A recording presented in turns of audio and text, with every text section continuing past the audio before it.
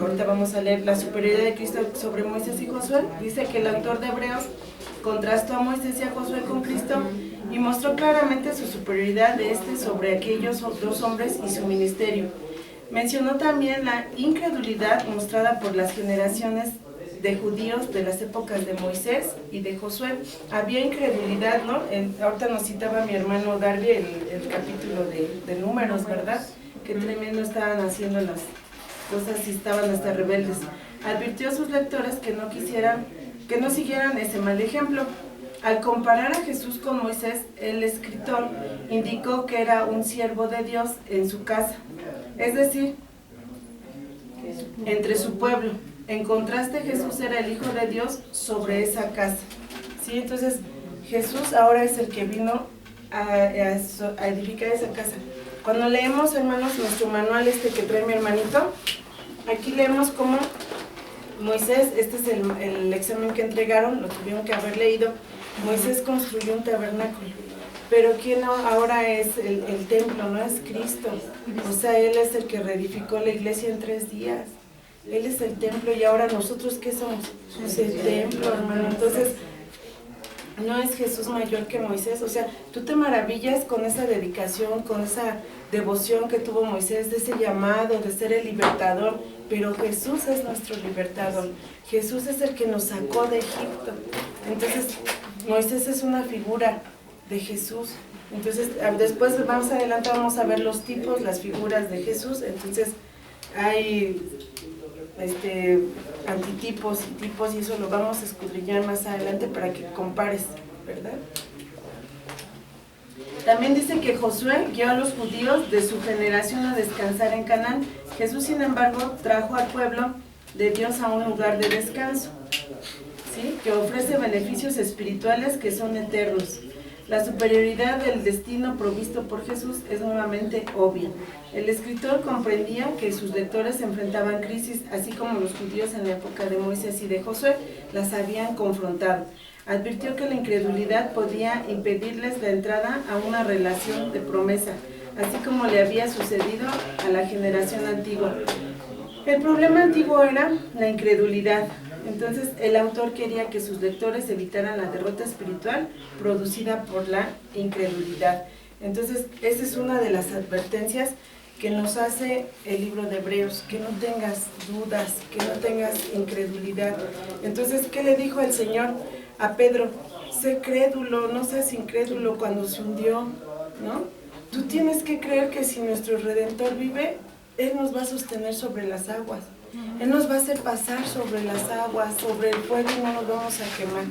Entonces, en el libro de Éxodo, en el capítulo 25, 31, nada más anótalo. Éxodo 25 al 31, versículo 31, y el 35 al 40, capítulos. Capítulo 25 al 31 y capítulo 35 al 40, les hago un comentario acerca del tabernáculo. Dice que la entrega del tabernáculo a Israel se hace de acuerdo con un plano celestial diseñado por Dios. Sí, cuando se creó el tabernáculo fue diseñado por Dios. Por tanto, es razonable suponer que cada parte del mismo tiene algún significado que comunique a Israel algo sobre la verdad espiritual que necesitaba conocer. Se explica su estructura y toda pieza de inmobiliario que ha de ser utilizada con lujo de detalles en estos capítulos. ¿Sí? Qué mobiliario tenía que tener ese tabernáculo. Y cuando ves, pues, por eso yo les decía las películas, pues ya ves cómo está diseñado, ¿no? A mí me regalaron un cuadrito donde está un tabernáculo. Éxodo 25, capítulo 25 al 31 y 35 al 40. Tengo un cuadrito donde está el templo y alrededor todas pues sí, el campamento del Señor. Y ese cuadrito tiene un versículo que nos gusta, que es que la apariencia de la gloria de Dios, hace referencia a la gloria de Dios, y tiene un fueguito que sale en la carpita. Y entonces yo leía una historia, ¿no? Donde decía que si el sacerdote iba a ofrecer holocausto o iba a oración, todo el pueblo salía y observaba o estaba en oración. Entonces, cuando tú lees las indicaciones de ese tabernáculo, ya te das una imagen a través de una película, pues ves cómo hubo dedicación, ¿no? En construir este templo, porque el templo es algo muy importante para el Señor, por eso Dios nos hace una invitación a la santidad, porque nosotros no somos su templo y es muy importante, ¿no? Las partes de este templo, por eso se nos exhorta a cuidarnos de la manera alimentaria, en la salud, en la apariencia, porque somos la imagen de Dios. Entonces, cuando tú lees estos capítulos del tabernáculo y ves que con oro, que con madera de acacia, que con esos tipos de madera las mejores, los utensilios, era dedicado todo, entonces tu cuerpo es dedicado totalmente al Señor. Dice que esta estructura o tienda estaba subdividida en dos partes básicas llamadas el lugar santo, ¿verdad? Y el lugar santísimo, el cual era la sección más pequeña. Los sacerdotes de la tribu de Leví deberían ministrar en la tienda regularmente ante Dios de acuerdo con instrucciones específicas en el capítulo 28, versículo 3, pero solo el sumo sacerdote podía entrar en el lugar santísimo una vez al año en el día de la expiación. Hermanos, y cuando tú lees que en este tabernáculo entraba un sacerdote una vez al año, ¿sí? Y ese sacerdote dentro de su santidad tenía imperfecciones, pues ves, te acuerdas del sacrificio de Cristo y dices, solamente tú, Señor. Y lo hiciste una vez y para siempre, y eso lo habla el libro de Hebreos, que hubo un solo sacrificio, una sola vez y para siempre. El propósito general, incluido del mobiliario, era enseñarle al pueblo que es necesario para acercarse adecuadamente a la misma presencia de Dios. Todo, hermanitos, todo lo que había dentro de él es para acercarnos a la presencia de Dios. Entonces, ¿cómo está tu interior? ¿Por qué no te puedes a veces acercar a la presencia de Dios? ¿Por qué no recibes una respuesta? Pues, ¿cómo está ese mobiliario dentro de ti para acercarte a la presencia de Dios? Entonces, ves, hermano, cómo tienes que leer el Antiguo Testamento para comprender lo que Dios hoy nos está enseñando a través del libro de Hebreos, a través de lo que está citando que hizo Moisés, que levantó un tabernáculo. ¿Para qué es? O sea, todo tiene un propósito, hermanitos. Dice que también recordamos de nuevo el deseo expreso de Dios de tener un pueblo en amistad con Él.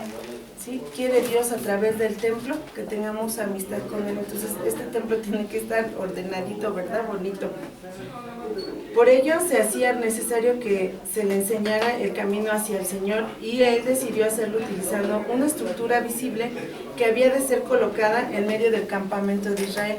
Entonces, en este tiempo, la estructura visible del templo estaba ahí. Por eso tenemos que escudriñar de qué manera se hizo, a quién se dedicó, y esto lo vemos en este manual que acabamos de terminar, la consagración de los hijos de Aarón, quiénes eran los que ofrecían los sacrificios. Aarón y sus hijos nada más fueron los que Dios les dio el privilegio, pero ahora ¿quiénes pueden ofrecer ese sacrificio vivo, santo delante de Él? Nosotros. ¿Qué privilegios tenemos, no, hermanos? Bueno, entonces a esta es la comparación que tú te tienes que ir deteniendo. Bueno, me está citando el libro de Hebreos, me está hablando de Moisés. ¿Por qué me está hablando de Moisés? Entonces yo te llevo ahorita el libro de Éxodo y te estoy citando el tabernáculo, que tiene que ver con lo que hoy Cristo hace en nuestra vida. Si nos está citando a Josué, vamos a volver a leer el libro de Josué, vamos a volver a leer el libro de Hebreos y vamos a comprender por qué nos está citando a estos dos personajes, y por eso nos contrasta el libro de Hebreos, nos compara a Jesús porque Él es mayor siempre que cualquier personaje de la palabra de Dios, porque Él fue el único que fue sin mancha, ¿sí? Fue engendrado por el Espíritu Santo con el propósito de que lo que vimos, de la salvación, para justificarnos, para santificarnos, para glorificarnos. Entonces vas entendiendo, vas comprendiendo qué es el Evangelio, vas comprendiendo en qué consiste la salvación, y este libro, hermanos, te va a embelezar, te va a quebrantar, te va a hacer vivir diferente. Y ahorita nada más es una probadita, hermano, nada más es una introducción, y cuando llegues al siguiente año, no me acuerdo si es en segundo o tercero, creo que es el cuarto, ¿no? El tercero o cuarto que vimos el libro de Hebreos, totalmente desglosado, hermanos. De verdad que es una chulada. Te los iba a traer, pero el Señor me dijo, no, con esto tienen. Si así ya estás chillando, estás bien quebrantado, imagínate si te lo escudriñamos. Y de verdad nuestro tiempo es muy breve para ver todo el libro de Hebreos. Entonces, yo quiero que salgas siempre bendecido. Yo quiero que salgas convencido y que permitas que Dios, tú puedas ser ese vaso que se vacía y que cada sábado digas, ahora Señor, enséñame otra vez. Tal vez soy un burro, hermanitos, tal vez soy la menos, ¿verdad?, indicada para enseñarte, tal vez a veces te hago más bolas, pero tú vas a ir a tu casa y vas a ir a escudriñar y vas a comprender.